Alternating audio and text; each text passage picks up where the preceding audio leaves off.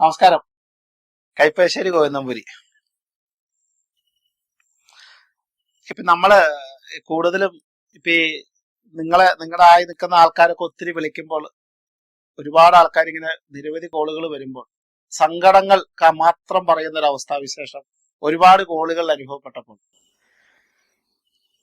പ്രത്യക്ഷമായിട്ട് പെട്ടെന്ന് ഒരു ആഗ്രഹ പൂർത്തീകരണത്തിനാണെങ്കിലും കാര്യസാധ്യത്തിനാണെങ്കിലും എന്താ ചെയ്യണ്ടേ എന്ന് എനിക്കും ആലോചന ഉണ്ടായി. കാരണം പൊതുവെ എനിക്ക് സങ്കടം കേൾക്കുന്ന ബുദ്ധിമുട്ടുള്ള ആളായതുകൊണ്ടും നമ്മുടെ അമ്മമാരങ്ങനെ പറയുന്നത് കൊണ്ടും നമ്മൾ ഒരുപാട് കാര്യങ്ങൾ ഇതിനു മുൻപ് നമ്മൾ പറഞ്ഞിട്ടുണ്ടെങ്കിലും ഈ ശ്രീകൃഷ്ണ ഭജനത്തിന് ഒരു പ്രത്യേകതയുണ്ട്. ശ്രീകൃഷ്ണന്റെ മാത്രം പ്രാർത്ഥനകൾക്ക് അതിന് റിസൾട്ട് പെട്ടെന്ന് തന്നെയാണ്, ആ നിമിഷം തന്നെയാണ്. അത് പണ്ടൊക്കെ നാരായണനാമം ജപിക്കുമ്പോഴുള്ള ഫലങ്ങള്, നമ്മൾ ഗുരുവായൂർ പോലുള്ള മഹാക്ഷേത്രങ്ങളിൽ തൊഴുമ്പോൾ ഉള്ള ഫലങ്ങള് ഒക്കെ നമ്മൾ ഒരുപാട് കണ്ടിട്ടുള്ളതാണ്. ശരിക്കും ആ തൊഴുമ്പോ തന്നെ നമുക്ക് ആ ഒരു പ്രത്യേകമായ വൈബ്രേഷൻ നമ്മളിലേക്ക് വന്നു തരും.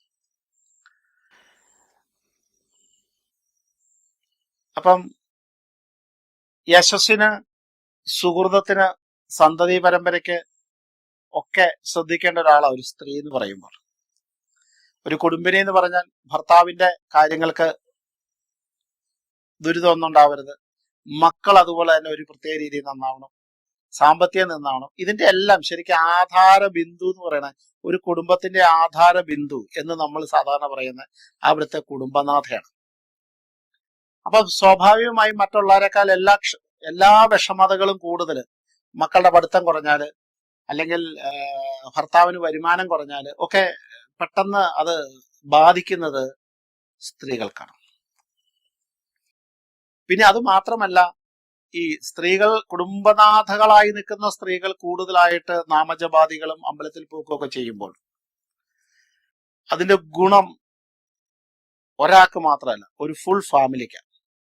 ആ ഫാമിലിയില് അല്ലെ ആ കുടുംബത്തില് എത്ര മെമ്പേഴ്സ് ഉണ്ടോ ആ മെമ്പേഴ്സിന് മുഴുവൻ. കാരണം മംഗല്യസൂത്രം താലി ധരിച്ചിരിക്കുന്ന ഒരു സ്ത്രീ അമ്പലത്തിൽ പോയിട്ട് പ്രാർത്ഥിക്കുമ്പോൾ ആ താലിക്ക് ശക്തി കിട്ടുമ്പോൾ ആ ഭർത്താവ് നന്നാവില്ലേ?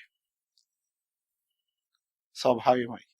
അതുപോലെ തന്നെ ആ സ്ത്രീയെ മക്കൾക്ക് വേണ്ടി, സ്വന്തം മക്കൾക്ക് വേണ്ടി പ്രാർത്ഥിക്കുന്ന പ്രാർത്ഥനകൾ, അതും മക്കൾക്കും ഗുണമാണ്. അപ്പൊ ആ അമ്മ എന്ന് പറയുന്ന, ആ കുടുംബനാഥ എന്ന് പറയുന്നതാണ് ഒരു കുടുംബത്തിന്റെ ഏറ്റവും വലിയ കേന്ദ്രബിന്ദു എന്ന് പറയുന്നത്. അപ്പം സ്വാഭാവികമായും അമ്മമാർക്ക് കുറച്ചുകൂടി ശക്തമക്തായ കാര്യങ്ങൾ വേണ്ടതാണ്, ശരിയല്ലേ? അതുകൊണ്ട് തന്നെയാണ് ഹിന്ദു പുരാണങ്ങള് സ്ത്രീകളെ അല്ലെ അമ്മമാരെ ദേവീ സങ്കല്പത്തിൽ പൂജ കഴിക്കുക, അല്ലെങ്കിൽ അവരെ ആരാധിക്കുക. അങ്ങനെയാണ് നാരീ പൂജകളൊക്കെ വന്നേക്കണേ. കാരണം സ്ത്രീകൾക്ക് നമ്മൾ ലക്ഷ്മി ദേവിയായിട്ട് അല്ലെ ഭഗവതി സമ്പ്രദായത്തെ നമ്മൾ കുടുംബത്തെ സ്ത്രീകളെ നോക്കണം. കുടുംബത്തിരിക്കുന്ന സ്ത്രീകളുടെ കണ്ണുനീര് വീണാൽ കുടുംബത്തിന് നാശമുണ്ടാവും. കുടുംബത്തിലുള്ള സ്ത്രീകൾക്ക് ദുഃഖിതമായി കഴിഞ്ഞാൽ അതിന്റെ ദോഷങ്ങളുണ്ടാവും. അവർ സങ്കടപ്പെട്ടൊരു ഭക്ഷണം ഉണ്ടാക്കിയാൽ പോലും ആ ഭക്ഷണത്തിൽ പോലും അത് ബാധിക്കും. അങ്ങനെയൊക്കെ ആചരണങ്ങളിൽ പറയുന്നുണ്ട്. അപ്പൊ സ്ത്രീകൾക്ക് വരം ലഭിക്കാൻ പറ്റുന്ന, വരം എന്ന് പറഞ്ഞാൽ പഴയ കൃഷീശ്വരന്മാരൊക്കെ തപസ് ചെയ്ത് ഉണ്ടാക്കുന്ന ആ പേരിനാണ് നമ്മൾ വരം എന്നൊക്കെ പറയുന്നത്. അല്ലെങ്കിൽ സർവാഭീഷ്ട സിദ്ധി എന്നൊരൊറ്റ വാക്കുകൊണ്ട് ഞാൻ ഉപയോഗിക്കാം. സർവാഭീഷ്ട സിദ്ധി എന്ന് പറയുന്ന ഒരു സാധനം സ്ത്രീകളിലേക്ക് എത്തിച്ചേരാൻ ഞാൻ ഒരു ശ്രീകൃഷ്ണ ഭജനത്തെ കുറിച്ച് പറയും.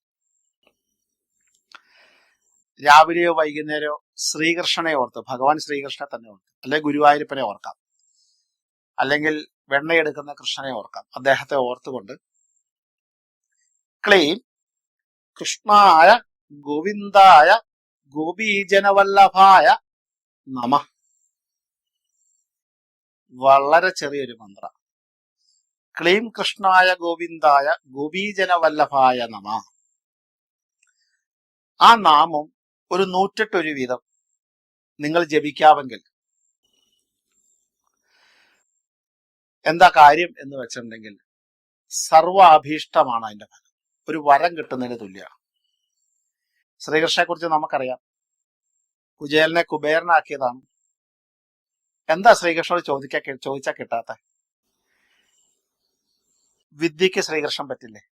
യശസ്സിന്, സമ്പത്തിന്, ഐശ്വര്യത്തിന്, നന്മയ്ക്ക്, എന്തിനും ശ്രീകൃഷ്ണ ഭഗവാന്റെ ഒരു ഉപാസന നമ്മുടെ കുടുംബത്തിൽ മേൽക്ക് മേൽ അഭിവൃദ്ധി നൽകുന്നതാണ്. അപ്പൊ ആ ശ്രീകൃഷ്ണ ഭഗവാനെ പ്രാർത്ഥിച്ചുകൊണ്ട്, അദ്ദേഹത്തെ മനസ്സിൽ ധ്യാനിച്ചുകൊണ്ട്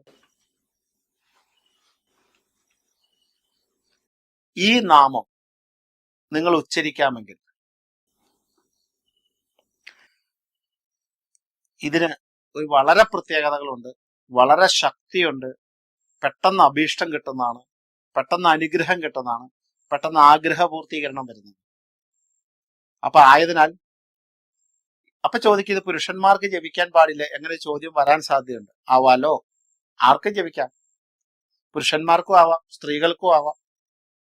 നമ്മുടെ ആഗ്രഹ പൂർത്തീകരണത്തിന് വേണ്ടിയിട്ട്, നമ്മളൊരു ആഗ്രഹം മനസ്സ് നിരീച്ച് പൂർത്തീകരിക്കാൻ വേണ്ടിയിട്ട്, ആ ആഗ്രഹത്തിന് വേണ്ടി ഭഗവാന് സമർപ്പിക്കുന്ന നിവേദ്യമായിട്ട് ഈ മന്ത്രത്തെ കണ്ടുകൊണ്ട്, ഈ നാമത്തെ കണ്ടുകൊണ്ട്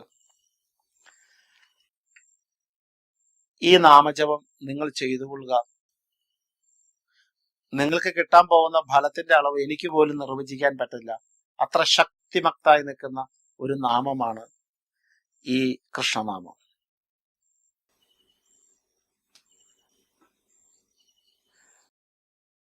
സമാധാനത്തിന്റെയും സന്തോഷത്തിന്റെയും ഐശ്വര്യത്തിന്റെയും സമ്പത്തിന്റെയും ശ്രേഷ്ഠതയുടെയും സുഹൃതത്തിന്റെയും യശസ്സിന്റെയും കാരകനായി നിൽക്കുന്ന ഭഗവാൻ ശ്രീകൃഷ്ണനെ ഈ 4 വാക്കുകൾ ചേരുന്ന ചെറിയ നാമജപാദികൾ കൊണ്ട് വരസിദ്ധിയിലേക്ക് എത്തിക്കാൻ പറ്റുന്ന ശക്തിയാണെന്നാണ് പ്രമാണങ്ങളിൽ ഉച്ചരിക്കുന്നത്. അതുകൊണ്ട് ഈ നാമജപത്തെ ഒരു പുണ്യമായിട്ട് കണ്ടുകൊണ്ട് നിങ്ങളൊരു ഉപാസനയിൽ ഇതും കൂടെ പെടുത്തിക്കൊള്ളുക. അതിന്റെ അനുഗ്രഹകല വളരെ വളരെ വലുതാണ്. ഓരോ വ്യക്തികളെയും ഭഗവാൻ കൃഷ്ണൻ അനുഗ്രഹിക്കട്ടെ എന്ന് പ്രാർത്ഥിച്ചുകൊണ്ട് നന്ദി, നമസ്കാരം.